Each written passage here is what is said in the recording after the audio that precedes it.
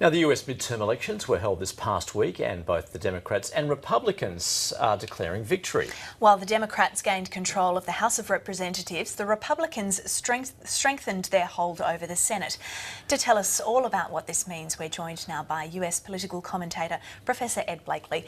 Ed Blakely, thanks so much for coming in this morning. What's your initial reaction to the result from the midterms? Well, at first people said it wasn't a wave. But by the time it hit the coast, it was a tsunami. The Democrats are up higher than they've ever been in a midterm election, 35 and counting above what they need. So the Democrats are firmly in control. Not only that, they won the large popular vote across the country. So the Democrats now are poised to take on the world, as it were, and Donald Trump in particular. However, the Republicans did regain control, they maintained control of the Senate, strengthened their hold on the Senate, in fact. So does that not lead more, not so much to, as you say, the Democrats can now take on the world, but it's more gridlock? Not really. Who was elected in the Senate? Romney. Is he a friend of Trump's? But will Only. he? But he doesn't need every Republican in the Senate to vote for him, does he? Almost. It's that close. Remember, he already has lost Collins, senator from Alaska. Romney will not be voting for him. If Scott gets in, he would not embrace Trump. You need people who will be there for the legislation, not for Trump. So Trump knows this, and that's why he's striking now with the people he has. I was going to say legislation may be more difficult, but what about key appointees, getting them across the line most immediately, the new Attorney General? Well, already the new people have said this person has to be qualified, known, and able, and not stop the Mueller investigation. So he realizes he has a little moment right now. That's why he moved on the Attorney General, because he wants to shut this investigation down while the old Senate's in. He knows the guys coming in are not necessarily his friends. And remember, there's still one Senate race that hasn't been decided. And the senators who did won by very razor-thin margins. So I think he realizes, he's a very smart cat. He realizes the people are on his side and those who may not be. On that Mueller investigation, we saw US Attorney General Jeff Sessions sacked, and now Matthew Whitaker has replaced him, at least for now. Matthew Whitaker has publicly criticised the Mueller probe. Do you think he'll do anything to curtail that probe, or could he possibly recuse himself like Jeff Sessions did? He's not recusing himself. That is why he is in. He's going to do this in three ways. One, he's going to cut the budget. Two, he's not going to allow him to issue subpoenas.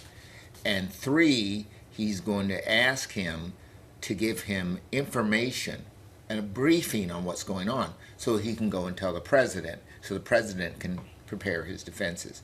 All three of those things are unethical. Ed, I'm interested in your point of view, though, when you say the Democrats have control now. What do the Democrats actually stand for other than being anti-Trump? Well, first of all, let's think about who these Democrats are that were elected. They are young.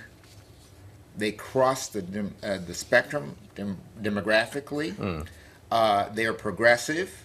So for health care, they're basically anti-war Democrats. You're going to hear a set of policies that reflect the American people, and they're anti-gun. So over the next 2 years, gun legislation is going to come out of the House.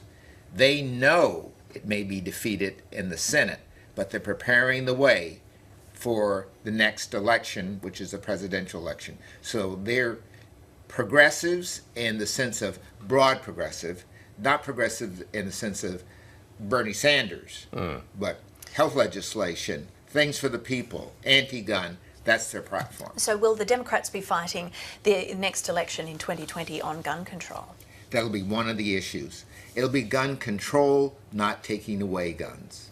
Right. So keeping people out of guns out of the hands of the wrong people. But do you feel as though, as far as the Democrats are concerned, and you were saying as far as as Bernie Sanders his core group of supporters, they didn't really make significant gains. They did not.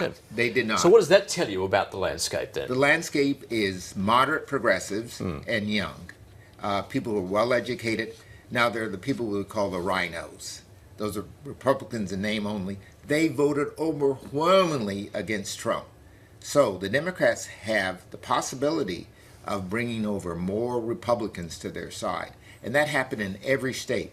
Even in Mississippi, there has to be a runoff because there are enough Republicans who would not vote for the Republican candidate. And even in southern cities, Democrats won where they've never won a seat in Congress. Now that the Democrats control the House of Representatives, what will we see in terms of investigations into Donald Trump? Because we know that now gives them the power. All right, we'll see. The first thing is, where's his income taxes? Where were they filed? That's a federal rule. The second thing is the emoluments clause. Has he been making money and not reporting it while he's president? And the third thing is this business with paying off the women. That's a federal crime. Now, they may not get him indicted while he's president, but he could be indicted the day he walks out. So they're not going to push impeachment and stuff like that. They're going to push the crimes and let the evidence tell the story, not them. And as far as the other side is concerned then, well, we're talking about the Democrats. Are they lacking a national leader? Not in the House, not in Congress, but someone who can actually lead them towards the next election? Because we saw a couple of high-profile candidates who were seen as potential presidential material lose their contests. They lost, but they weren't defeated.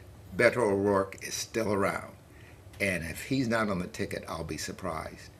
And I think this is a rehearsal for Joe Biden. A Biden-O'Rourke ticket would be very powerful. You don't think age will count against him? He's the same age as Trump. If age counts against him, Mr. Trump, you better go too. Well, it'll be a fascinating 2 years ahead. Ed, thanks so much for coming in this morning. And he will make every one of them interesting. Absolutely. Thanks, Ed.